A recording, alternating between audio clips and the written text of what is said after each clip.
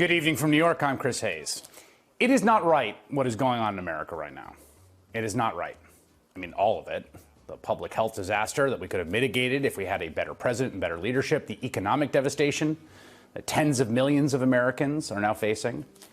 But specifically, the way this country is now failing to honor with dignity and grace the more than 62,000 men and women we have lost.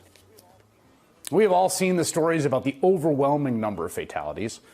At one funeral home in Brooklyn, New York, 50 decomposing bodies were found on ice inside 4 trucks, including rental trucks from U-Haul. The funeral director said they were put there because he had no more room in his chapel. I ran out of space, he said. Bodies are coming out of our ears. A cemetery worker, also in Brooklyn, says he is struggling to keep up with the onslaught of bodies.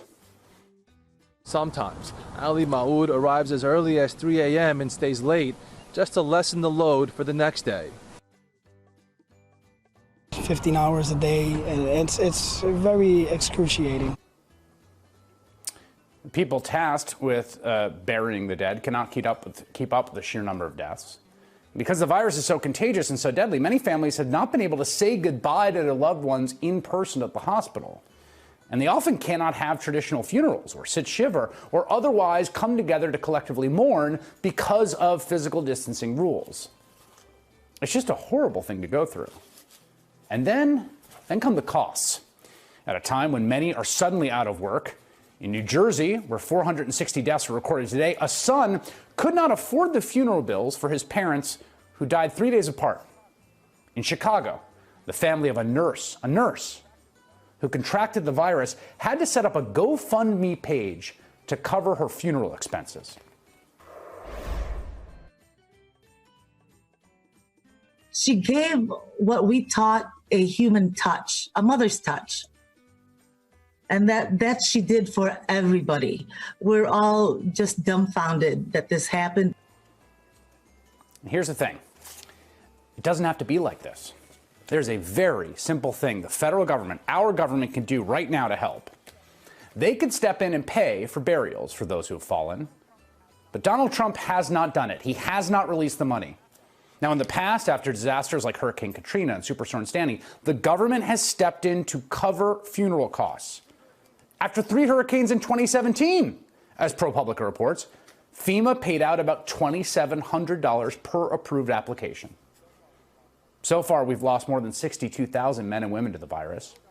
If the federal government wanted to provide that same amount of money, $2,700 to each of the families of the deceased, so they don't have to go scrounging on GoFundMe to cover funeral costs, it would cost the federal government around $170 million. That's it.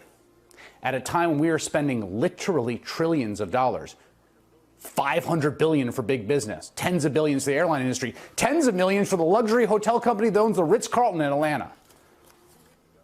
2 weeks ago, Senate Democratic leader Chuck Schumer and Congresswoman Alexandria Ocasio-Cortez, both of New York, were calling on the government to step up and do this very, very simple, obvious thing.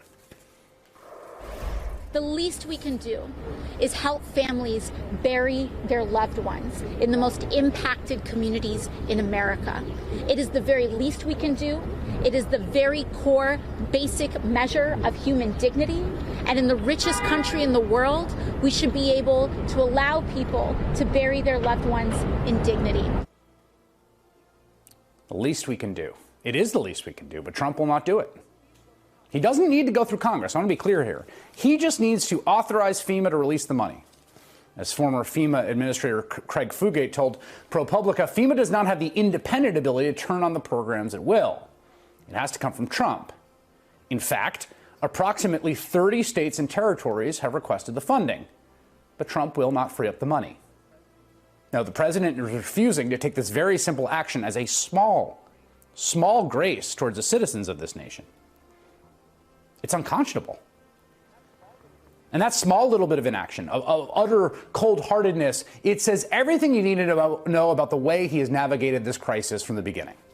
As the bodies pile up at funeral homes and the cemetery workers become overwhelmed and the death toll crosses that of the Vietnam War, the president is rage-tweeting in unhinged fashion in the middle of the night. And this afternoon, saying things like this. I don't think anybody's done a better job with testing, with ventilators, with all of the things that we've done. And our death totals, our numbers per million people are really very, very strong. We're very proud of the job we've done. He just said, the President of the United States just said today, our deaths per million are really very strong. More than 62,000 Americans gone. Thousands more every day, day after day after day after day. He's very proud of the job he's done. They just do not seem to think Americans dying en masse as the federal government looks on is that big a deal. In fact, there's a whole group of the president's supporters who just come out and say, no biggie. Many people who are dying both here and around the world were on their last legs anyway, and I don't want to sound callous about that. Oh, you're going to get hold on. You're going to get hammered for that. I mean, a simple man tells the truth. Simple man tells the truth. Last legs anyway. On Sunday, the Washington Post published a story breaking down what Trump had said in 13 hours of his coronavirus briefings. And while he spent 45 minutes of that praising himself and his administration, he spent only 4.5 minutes. 4.5 minutes out of 13 hours expressing condolences for the victims of the virus. What is happening right now in America is a catastrophe. It's a nightmare. It is cause for mass grief and for national mourning, for flags to be flown at half-mast. Yet the families of the victims have watched their federal government fail them. They have suffered this horrible loss, often without being able to say goodbye or properly mourn. And now, amidst the worst economic contraction since the Great Depression, they are being deprived of the money many need to give some last bit of dignity to their loved ones. And that is not right.